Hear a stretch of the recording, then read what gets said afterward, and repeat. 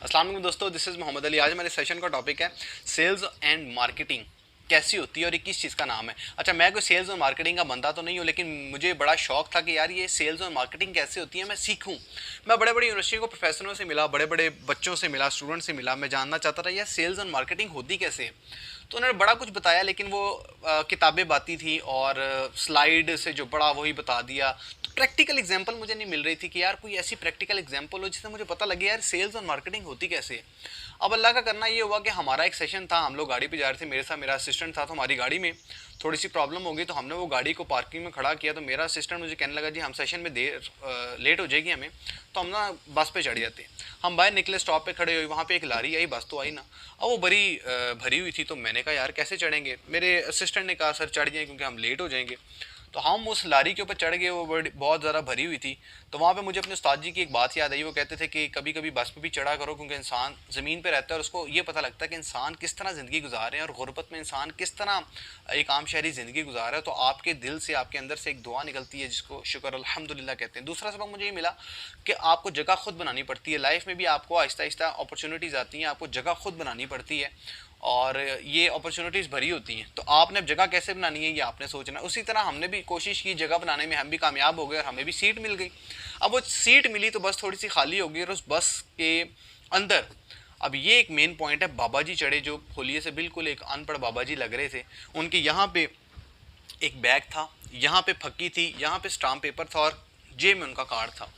अब उन्होंने बस पे चढ़ के सबसे पहले बस का मुआयना किया और वो बैठे नहीं, उन्होंने डंडे को पकड़ा।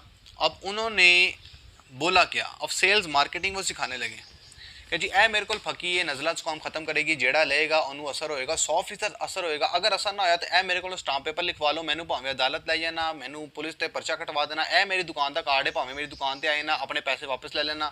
जे असर ना होया तो तुहाडे पैसे वापस हो जाएंगे, 100% असर करेगी, मेरा ना ए तो मेरी दुकान ए तो जिन्ने जिन्ने लेना है वो अपना हाथ खड़ा करे। अच्छा, अभी ये कह ही रहे थे कि एक कंडक्टर आया, उसने कहा जी वो परा हो गए खलोवो, किधरों आए हो जी, माई बाप तुसी लंघ जाओ, साड़ी खैर है। अच्छा, वो उनको भी कवर कर रहा है।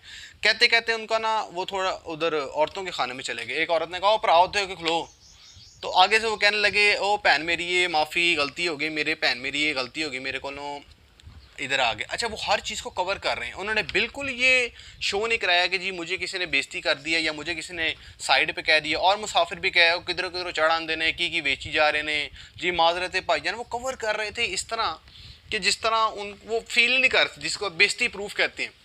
अच्छा, मैं ये सोच रहा था कि इनकी फक्की कौन लेगा। अच्छा, बस में तकरीबन 70-80 बंदे होंगे। तो जब उन्होंने ये कहा कि जी जिन्नू जिन्नू चाहिए अपना हाथ खड़ा करे, तो तकरीबन 50 बंदों ने बस में हाथ खड़ा किया और मैं हैरान था। अच्छा, उन्होंने वो फकी फेंकते गए जिनका हाथ खड़ा था, पैसे नहीं लिए, खड़े हो गए वहाँ पे।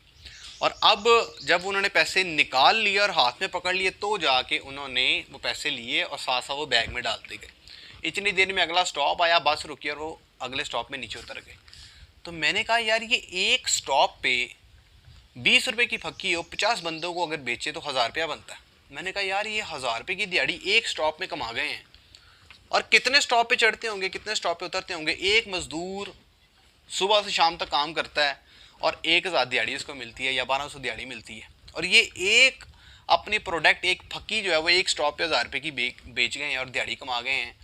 तो यहाँ से मुझे एक प्रैक्टिकल एग्जांपल मिली जो मुझे एक अनपढ़ बाबा जी ने सिखाई सेल्स और मार्केटिंग क्या होती है। और उनकी कम्युनिकेशन स्किल इतनी अच्छी थी कि मैं आपको बता नहीं सकता। वो जितना कॉन्फिडेंटली बोल रहे थे और बोल बोल के जो उनका इन कॉन्फिडेंट हो गया था, उनको हर चीज़ कवर करना आती थी। कोई बेइज्जती कर रहा है तो कैसे कवर करना है, किसी ने अगर साइड पे होने को कह दिया तो कैसे साइड पे होना है, अपनी फक्की बेचनी है तो उसकी गारंटी कैसे देनी है। उनको पता लग गया मेरी टारगेट ऑडियंस क्या है और मैंने किस तरह अपनी टारगेट ऑडियंस को एतमाद में लेके अपनी फक्की बेचनी है।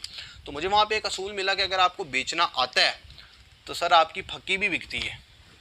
तो मुझे उम्मीद है आपको ये सेशन बड़ा अच्छा लगा होगा। अगर आपको अच्छा लगा तो इसको लाइक कीजिएगा, सब्सक्राइब कीजिएगा, शेयर कीजिएगा और इसके साथ अपना बहुत ख्याल रखिएगा।